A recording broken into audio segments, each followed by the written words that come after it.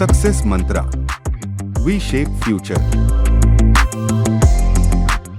Hello everyone, welcome you all in today's the Hindu news analysis. आज के the Hindu में ज्यादा कुछ नहीं है, बट हाँ, अगर कल परसों का द हिंदू से एनालाइज करोगे तो 2-3 टॉपिक्स निकल के आ सकते हैं, बट एज सच नहीं निकलेंगे। कभी कभार होता है ऐसा, इट्स ओके कि कभी अप्स एंड कभी डाउन्स होते हैं लाइफ में। जैसे एक वेब सीरीज आई थी रिसेंटली, उसमें भी बताया गया था it's like a love is a beautiful sine wave, कभी ऊपर कभी नीचे। ठीक है, तो उसी तरीके से है जीके भी, कभी कुछ बहुत अच्छा आएगा। जैसे द हिंदू का आई गेस कि आप लोगों ने सैटरडे का सेशन देखा होगा। इतने एस्पेक्ट्स, इतने टॉपिक्स खत्म होने का नाम नहीं ले रहे थे जल्दी, है ना। जैसे सुप्रीम कोर्ट के दो वर्डिक्ट आ गए, एकदम से वो आ गया, ये आ गया, 10 तरह की चीजें आ गई, और आज देखो सन्नाटा। राइट, ऐसा होता है कभी, इट्स ओके। बट हाँ, यही टाइम है कि हम रिवाइज कर सकते हैं पुराना, जितना हमारा पीछे छूट गया उसको हम वापस से पढ़ सकते हैं और नए टॉपिक्स के ऊपर कमांड बना सकते हैं। चलिए, आज का पहला टॉपिक है अपॉइंटमेंट ऑफ सीबीआई डायरेक्टर। ठीक है, सीबीआई के नए डायरेक्टर साहब अपॉइंट हुए हैं। नोटा, ये कर्नाटका इलेक्शन से रिलेट करेगा, और कर्नाटका में एक ट्राइब भी है, हिक्की पिक्की ट्राइब, जो कि सूडान से रिलेट करेगी। व्हाट आर हैमरहेड शार्क्स, ये संडे से है। And how are the nutrients in millets affected by processing and polishing. Millets की बात हो रही है आज के द हिंदू में। एक ही ऐसा टॉपिक था जिसमें आपका टाइम लग सकता है, बाकी ऐसा कोई टॉपिक नहीं जिसमें टाइम लगेगा। चलिए, तो स्टार्ट करते हैं द हिंदू एनालिसिस। ये है सीबीआई के नए डायरेक्टर साहब।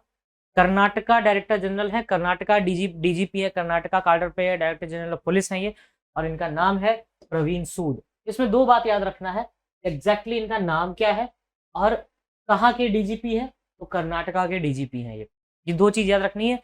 ये सीबीआई के डायरेक्टर होंगे, central bureau of investigation. CBI बना था संथानाम कमेटी, टू बी प्रिसाइज के संथानाम कमेटी थी, उसके रिकमेंडेशन पे बना था सीबीआई। और सीबीआई बनना था, जो के संथानाम कमेटी थी उसका आइडिया था प्रिवेंशन ऑफ करप्शन के बेसिस पे। उन्होंने रिकमेंड किया कि एक बॉडी होनी चाहिए, उस बॉडी का नाम रखा CBI. It is a non statutory body, मतलब एक्ट से एस्टेब्लिश नहीं है। It was set by a resolution of 1963 on the recommendation of committee of K Santhanam and nodal ministries home affairs. It is very enforced. चलिए, CBI अपना power derive करती है Delhi police establishment act 1946 से। ये main investigating agency है, central government की, और important role play करता है when it comes to the corruption. और ये सेंट्रल विजिलेंस एंड लोकपाल को भी असिस्टेंस प्रोवाइड करता है।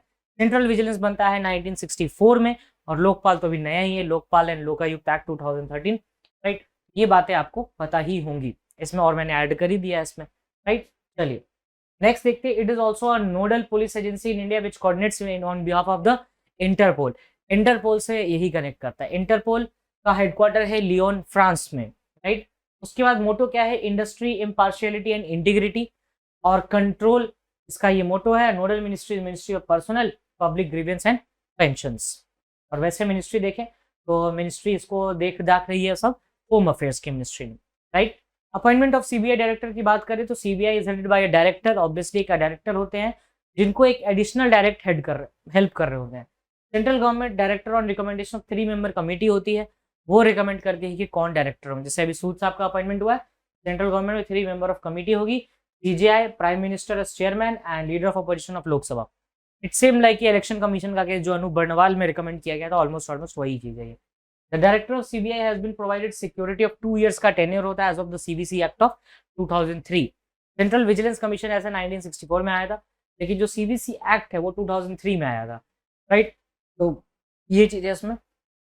सीबीआई के साथ आप एक चीज और पढ़ सकते हैं, दैट इज द एनआईए, जो 2008 बॉम्ब ब्लास्ट के बाद स्टैब्लिश किया गया था।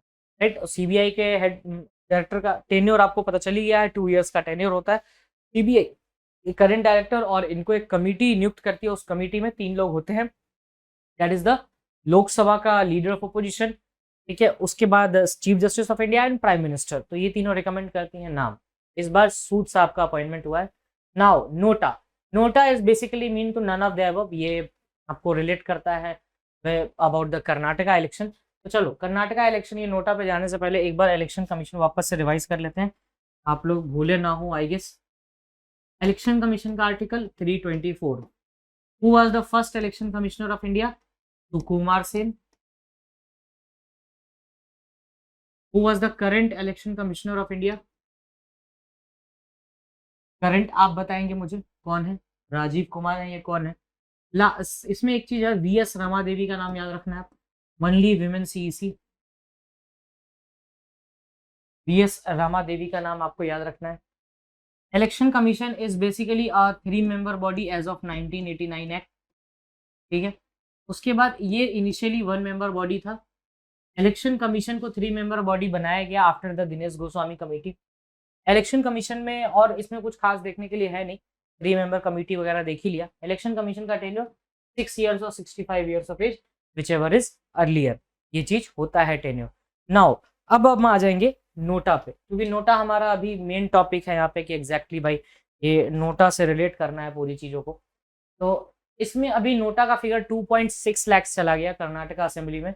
Ballot option provided in the election to the Indian voters, it is the option which enables the voter to officially register vote of rejection of all candidate, मतलब मैं उपरोक्त में से किसी को भी ना चुनने का प्रस्ताव देता हूँ, मैं किसी को भी नहीं चुनूंगा नोटा में, ठीक है।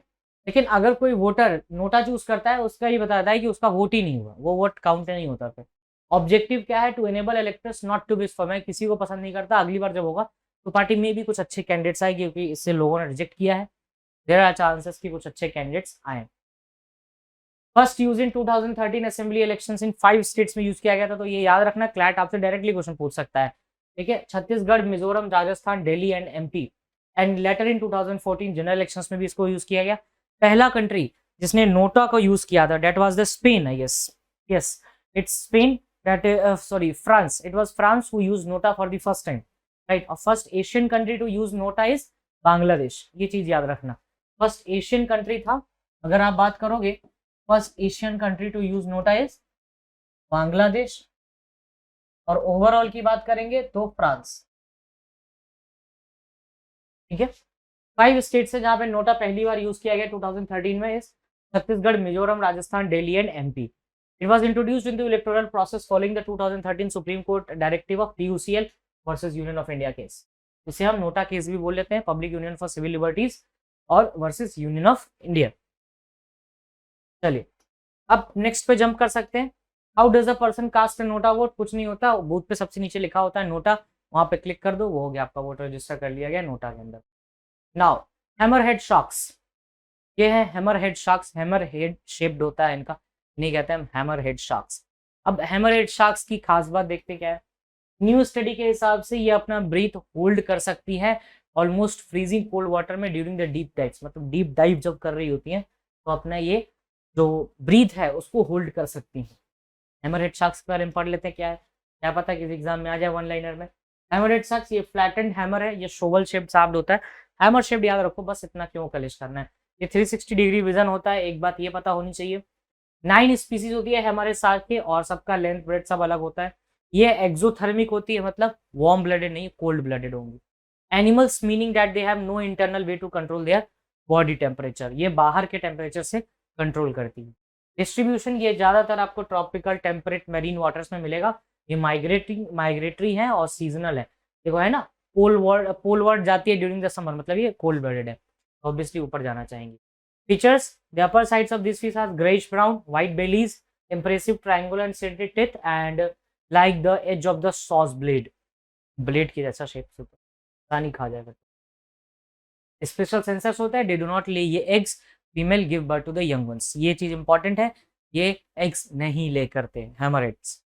चलिए नेक्स्ट आते हैं, हाउ आर न्यूट्रिएंट्स। अच्छा ये देखो, ये टॉपिक जो है वो डायरेक्टली आपको मिलेट से आ जाता है, जो इंटरनेशनल ईयर ऑफ मिलेट्स है ये वाला हमारा इस साल, that is the international year of millets. ये टाइप्स ऑफ मिलेट्स होते हैं, राइट, तो इसको नीचे देखेंगे ज्यादा अच्छे से समझ में आएगा। 2023 ईयर ऑफ मिलेट्स, और इंडिया का प्रपोजल क्या है, 72 countries and UNGA declare 2023 as a year of millets. ऐसा नहीं केवल इंडिया ने किया, बाकी 72 कंट्रीज ने भी किया। मिलेट्स के दो ब्रॉड फीचर्स होते हैं, एक तो ये किसी भी एनवायरनमेंट में हो जाता है, किसी भी एनवायरनमेंट का मतलब ये है कि अगर कम पानी हो, एवरेज पानी हो तो वहां पे भी हो जाएगा, बट हाँ ज्यादा लोमी सॉइल नहीं होना चाहिए, मतलब ज्यादा मार्शी लैंड नहीं होना चाहिए, और टेम्परेचर अगर ज्यादा भी हो 40 डिग्री सेल्सियस पे भी ये उग जाती है आराम से। ये withstand harsh resource poor conditions में भी हो सकती है, यही चीज है। दे आर ड्रॉट टॉलरेंट होती हैं ये, और इस टाइप का क्वेश्चन लास्ट ईयर क्लैट में आया था ग्रेन से रिलेटेड, उसमें पूछा गया था DS अथवाल साहब के बारे में, तो इसमें MS स्वामीनाथन है father of green revolution in India, and Norman Borlaug is father of green revolution in world, right. तो चलिए नेक्स्ट देखते हैं अबाउट मिलेट्स में।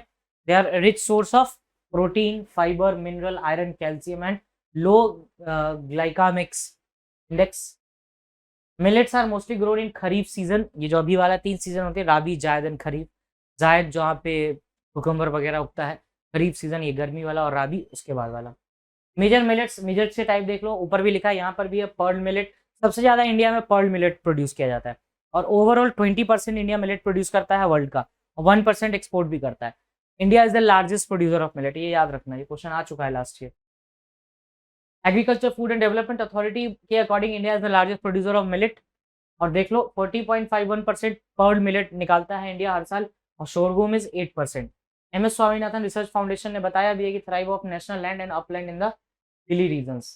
देखो इंटरनेशनल ईयर ऑफ मिलेट्स, ये डायग्राम काफी जस्टिफाई कर रहा है चीज को। मिलेट्स ऑफ इंडिया कौन है? ज्वार, बाजरा, रागी, स्मॉल मिलेट्स लाइक कोडो, कुटकी, चना एंड सनवा। इंडस वैली सिविलाइजेशन में भी ये चीज मिलेगा आपको। Ancient food grain and first plants domesticated for food, it is the millets, it is a kharif crop, ये चीज याद रखना। ये पुअर सॉइल में भी होता है, और हाईएस्ट प्रोड्यूसर है राजस्थान। उसके बाद देखें तो राजस्थान, यूपी, आंध्र, तेलंगाना, कर्नाटक, तमिलनाडु, महाराष्ट्र, गुजरात एंड हरियाणा, जहां पर नॉर्मल टेम्परेचर्स होती है वहां पर इसको उगाया जा सकता है। इंडिया 20%, अभी जस्ट बताया, India 20% of the world millets produce करता है। Now what not to be missed में बहुत स्ट्रेट फॉरवर्ड टॉपिक्स हैं। स्टैटिकल सकर है, ये हम लोगों ने कुछ दिन पहले सैटरडे को देखा था। CPI कॉमेंट, जो इन्फ्लेशन 4.7% हुआ उसके बारे में। Strategic economic blow, these are about the groups. Now first question is regarding the director general of police, इसका आंसर है Karnataka. What is the name of the cyclone? So cyclone Mocha, ये तो बता के हम भी थक गए। Turkey president Tayyip Erdogan, Turkey में इलेक्शंस हो रहे 2003। फिर उसके बाद है आपको what is the name of India's named space flight programme which envisages putting a crew 3 astronauts in the lower earth, right? Bhaskara 1. And so that's all for today, and if you have any doubt you can mention your topics in the comment section. Thank you, have a nice day.